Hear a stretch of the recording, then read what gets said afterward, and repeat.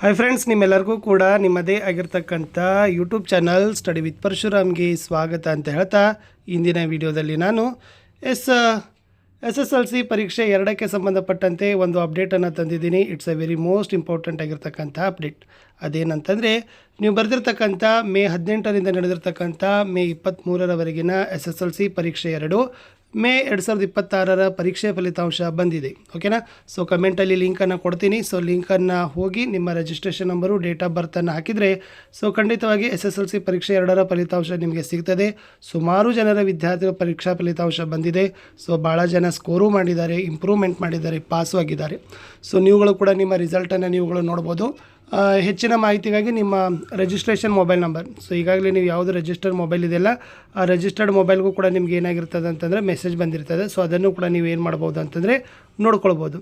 So ಇಷ್ಟು ಈ ವಿಡಿಯೋದಲ್ಲಿದೆ ಅಂತ ಹೇಳ್ತಾ, ಯಾರೆಲ್ಲ ಖಂಡಿತವಾಗಿ ಬರೆದಿದ್ದೀರಿ ಸೊ ನಿಮ್ಮೆಲ್ಲರಿಗೂ ಕೂಡ ಗುಡ್ ಲಕ್. ಯಾಕೆಂದರೆ ಒಳ್ಳೆಯ ರೀತಿಯಾಗಿರ್ತಕ್ಕಂಥ ಏನಾಗಿದೆ ಅಂತಂದರೆ ರಿಸಲ್ಟು ಬಂದಿದೆ. ಸೊ ಅದು ಮೋಸ್ಟ್ ಇಂಪಾರ್ಟೆಂಟು.